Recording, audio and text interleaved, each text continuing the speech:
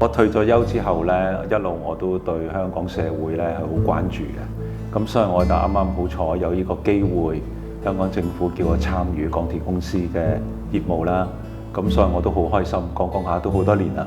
咁但係亦都我覺得呢，我哋每一個香港人除咗自己嘅事業一定要勤力之外啦，咁但係如果有時間可以貢獻香港社會嘅，我覺得我哋應該要做嘅。咁所以呢個我做得好開心嘅。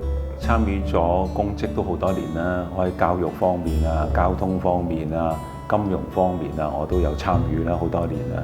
咁但係如果你叫我睇翻晒我咁多年即係嘅公職呢，我覺得港鐵呢個職位呢，我係好樂意參與嘅。點解呢？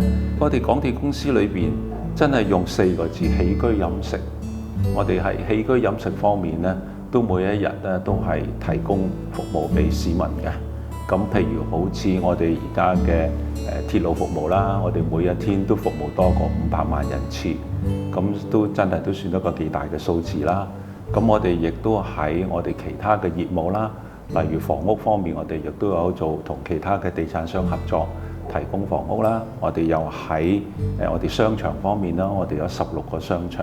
咁所以我好開心就可以喺呢個集團裏邊參與同一班即係好有能力嘅朋友喺董事會同埋管理階層每日合作。我哋香港有大約18000位同事，每一日都係24小時辛勞，係為香港市民服務嘅。喺港鐵咁多年，最深刻嘅印象就係東鐵線過海嗰段嘅開張嗰日。嗰日我自己凌晨3點鐘已經落去嗰個場地啦，準備叫做開始運作。但係我落到去嗰日係落緊微微雨啊！但係我見到好多市民揸住把遮喺度等嗰個站開，真係好感動。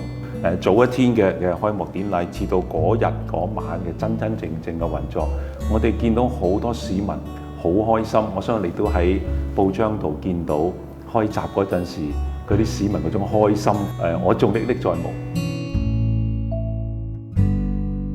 喺英華書院我學到一樣嘢嘅，就係不停要去學習，學無止境。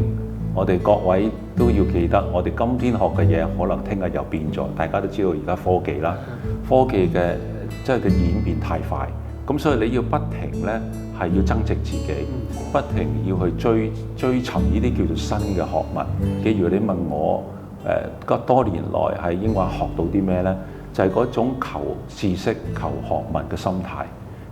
今天唔識，你肯學就可以明天識。咁呢樣嘢係一路我嘅座右銘。困難一定有嘅，我可以同咁多位同學講，我成日都呼籲咁多位而家年輕嘅同學嘅朋友唔好驚，因為你冇可能件事都知道點處理。但係你要學，最緊要用心。因為我哋日日喺工作上咧，都碰到難度嘅，都碰到難題。好多難題係未見過嘅。咁但係我哋嘅思維就係一班同事啦，我又坐到大家分析嗰件事點解會發生。嗰陣時我哋需要點樣去處理，唔可以閉門造車。我哋嘅時代啦，譬如頭先阿招 Sir 啦，我哋叫啦。係真係我哋班學生好尊敬嘅一位老師啦，陳耀南教授啦，亦都佢做過我班主任啦。佢呢啲全部都即係咁多年後啦，幾十年後呢，我仲記得好深刻印象，即係佢哋對我哋呢班我哋細個嗰陣時嘅年青人嘅關注。咁所以我係好感受佢哋每一日教導我哋，即係做人要做好人啊，唔好做壞事啊嗱。咁即係呢啲雖然聽到好似好簡單。但係當你而家坐翻喺度，我哋要去到幾十年後呢，去回想翻佢哋嗰陣時講嘅嘢呢，實在係好啱嘅。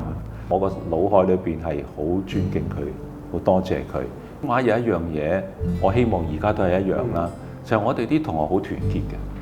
我哋即係一齊運動啊、讀書啊、打波啊，可以話即係真係一班朋友。同埋個好處就係，好似我而家就算我離開咗英華幾十年啦。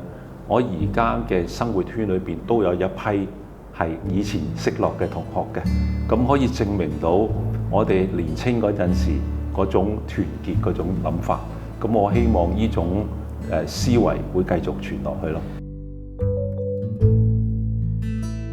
咁我成日都講唔試過你點唔遲都唔得呢？咁所以我希望各位同學記住，就係當你出嚟社會做嘢之後，你要不停學習，因為學校只不過係幫你打咗一個基礎，好似起樓一樣，幫你打咗個地下階層，你就要慢慢一層一層咁，你個學問係起上去。咁呢樣嘢，我覺得希望各位同學係記住，就係千祈唔好以為學得晒，要不停學習，尤其是而家科技嘅演變真係日新月異，咁希望大家唔好忘記。